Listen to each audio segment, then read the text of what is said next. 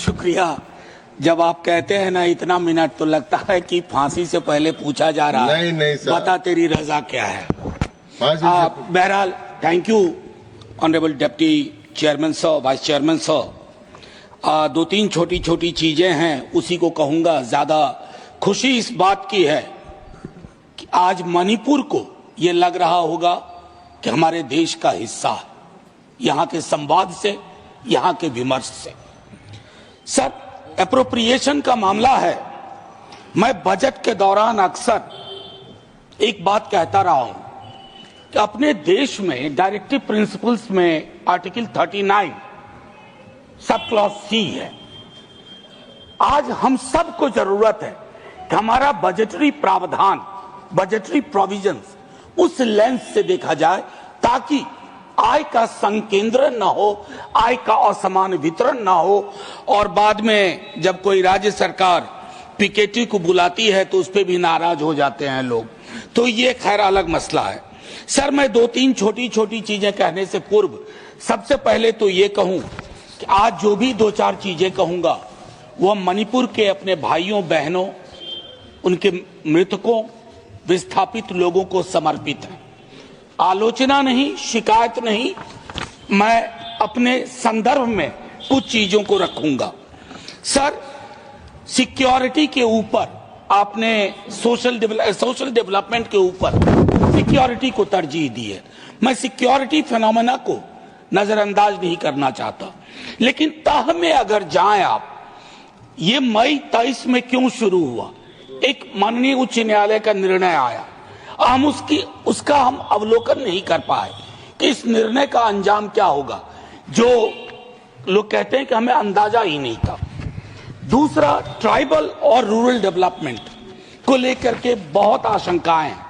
उसमें भी एलोकेशन बहुत ही छोटा है compare to other heads. Disaster prone state है सर, हमारी सुलता जी कह रही थी स्ट्रेटेजिक इंपॉर्टेंस का स्टेट है, लेकिन डिजास्टर प्रोन भी है। वहां पर आपने 50 करोड़ रुपए मात्र एलोकेट किए हैं।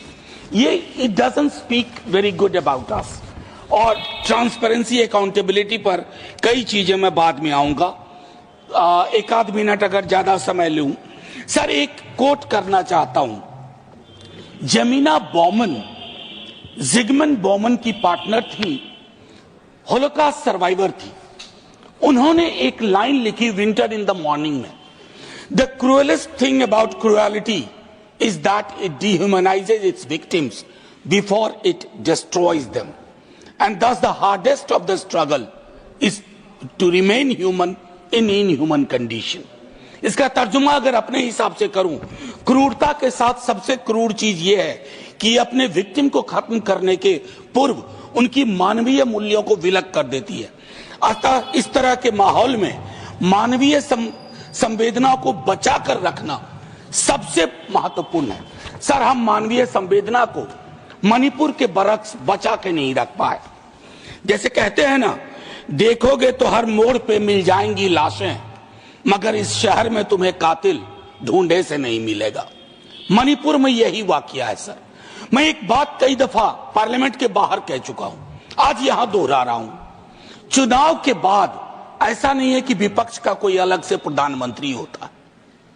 देश का प्रधानमंत्री मेरा भी प्रधानमंत्री, तो किससे शिकायत करूंगा, किससे उम्मीद रखूंगा? और मैं आज भी कह रहा हूं कि अगर प्रधानमंत्री जी मणिपुर जाते तो स्थिति इतनी विस्फोटक नहीं होती। प्रधानमंत्री का पद और कद दोनों बड़ा होता है। आप मलहम लेके जाते, मलहम, आपकी मौजूदगी मलहम का काम करती है। ना जाने क्यों बचपन से पढ़ते आए, कश्मीर से कन्याकुमारी, मणिपुर से मध्य प्रदेश, ये सर नफरत के बारूदी कारोबार ने इस देश को बहुत ऐसे संकेत दिए हैं जो अच्छे नहीं लगते हैं सर, प्रीतिकर नहीं लगते हैं, अनसेटल करते हैं, परेशान करते हैं। मणिपुर इसका उदाहरण है, देश के अलग अलग हिस्सों में इसके उदाहरण है। मेरा सिर्फ इतना कहना है सर, आज तक कोई मुल्क तरक्की की राह नहीं चल पाया अगर उसकी समुदाय के लोग, अलग अलग समुदाय बारूदी नफरत के कारोबार में लगे रहे। ये सीखना होगा सर। सर, लोगों का भरोसा मणिपुर में संस्थाओं से बिल्कुल उठ सा गया है। ये मैंने अपनी आंखों से देखा है सर। मैं संसदीय पार्लियामेंट्री ग्रुप ऑफ मेंबर्स के साथ गया था सर। मैं वहां के गवर्नर साहिबा से मिला, हम सब मिले सर। उनके अंदर जो भाव था, जो पीड़ा थी, वो पीड़ा मैंने दिल्ली दरबार में नहीं देखी सर। दिल्ली दरबार में उस पीड़ा का शतांश भी होता तो आज 2 वर्ष तक मणिपुर को इंतजार न करना पड़ता इस बहस के लिए, इस बातचीत के लिए। शायद आज उन्हें लग रहा हो, एक संदेश गया हो कि वो भी इस देश के हिस्सा है, क्योंकि काफी डिलेड रिस्पॉन्स रहा हमारी ओर से। एक पीस पैनल बना, माननीय उपसभापति महोदय, बनने के काल से ही, निर्माण काल से ही वो कंट्रोवर्शियल रहा। उसके कंपोजिशन को लेकर के, उसमें जो अलग अलग सदस्य थे और उसमें जो भावनाएं थी लोगों की, लोगों ने कहा कि इस पैनल को, और वो पैनल एक भी दिन काम नहीं कर पाया। सर, कल्पना करिए माननीय उपसभापति महोदय, जलते हुए मणिपुर में, हिंसाग्रस्त मणिपुर में एक पैनल बना पीस का, और उस पीस पैनल की एक मीटिंग ना हो पाई हो। सर, आर्म्स टूटे गए। अभी हाल में लास्ट डेट 2 बार एक्सटेंड किया गया कि हथियार लोग लौटा दें। मुझे जानकारी नहीं है कितने हथियार लौट के आ गए और कितने नहीं आए।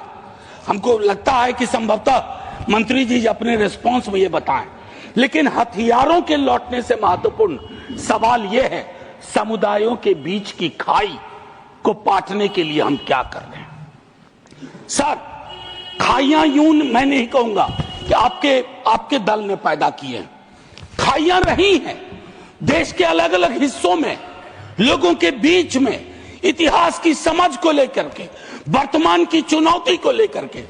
लेकिन सर, सुलह इस देश का डिफॉल्ट टेम्पलेट था। Peace building was the default template. हमने उस डिफॉल्ट टेम्पलेट को खारिज कर दिया है सर। क्षेत्रीय असंतुलन जो सामुदायिक असंतुलन में भी तब्दील होता है, और वो सारी चीजें, उस तरह के असंतुलन समुदायों के बीच की दूरी को और बढ़ा रहे हैं। मैं अंत में आपके माध्यम से सिर्फ ये आग्रह करूंगा माननीय उपसभापति महोदय, देश में पॉलिटिकल पार्टीज की आयु सीमित होती है, सरकारों की आयु सीमित होती है। आज आपको एहसास हो रहा होगा आप अगला भी जीतेंगे, लेकिन उस अगले का कोई अगला होगा, उस अगले के अगले का कोई अगला होगा, वहां जीत के गाड़ी रुकती है। इनकी रुक गई। मैं सिर्फ इतना कहूंगा कि देश का मिजाज, अगर देश में अलग अलग हिस्सों में मणिपुर जैसे हालात रहेंगे सर, तो हम $5 ट्रिलियन की इकोनॉमी किसके लिए बना रहे हैं, क्यों कोशिश कर रहे हैं $5 ट्रिलियन की इकोनॉमी। सिर्फ मेरा एक आग्रह और होगा कि मणिपुर को लेकर के अभी भी वक्त नहीं बीता है, ऑल पार्टी डेलीगेशन एक जाए अलग अलग इलाकों में, कुकी समुदाय हो, मैती समुदाय हो, उन्हें वहीं रहना है, मिलकर रहना है। जैसे नॉर्थ इंडिया में जिन समुदायों के बीच में नफरत की फसल बोई जा रही है, कोई कहीं नहीं जा रहा, यहीं रहना है। तो यहीं अगर रहना है तो शांति से रहना होगा, न्यायप्रियता के साथ रहना होगा। और अगर हम ये सुनिश्चित नहीं कर पा रहे हैं, तो अपने मुंह मियां मिट्ठू बनने की कोशिश कर रहे हैं, तो मुझको लगता है सर कि हम हार जाएंगे। हमारा हारना छोड़ दीजिए सर, देश हार जाएगा, और जब देश हार जाएगा तो हमारे हाथ में कुछ भी हासिल नहीं होगा। आपको इस वक्त के लिए बहुत बहुत धन्यवाद माननीय उपसभापति महोदय। मैंने 2 मिनट आपने ज्यादा वक्त दिया। मैं जय हिंद बोल के खत्म करना चाहता हूं, लेकिन उससे पूर्व 30 सेकंड सर, मणिपुर की इस चर्चा के लिए सारे सदस्यों का धन्यवाद। लेकिन हमारी भूमिका यही खत्म नहीं होती है। मणिपुर को यह संदेश देना होगा, you belong to us, we are nothing without you. जैसे एक एक हिस्से के बगैर हमारा कोई औचित्य, कोई अस्तित्व नहीं है। यह मैं समर्पित करता हूं मणिपुर के सभी समुदाय के लोगों को। जय हिंद सर। धन्यवाद। हाँ बोल। Set on record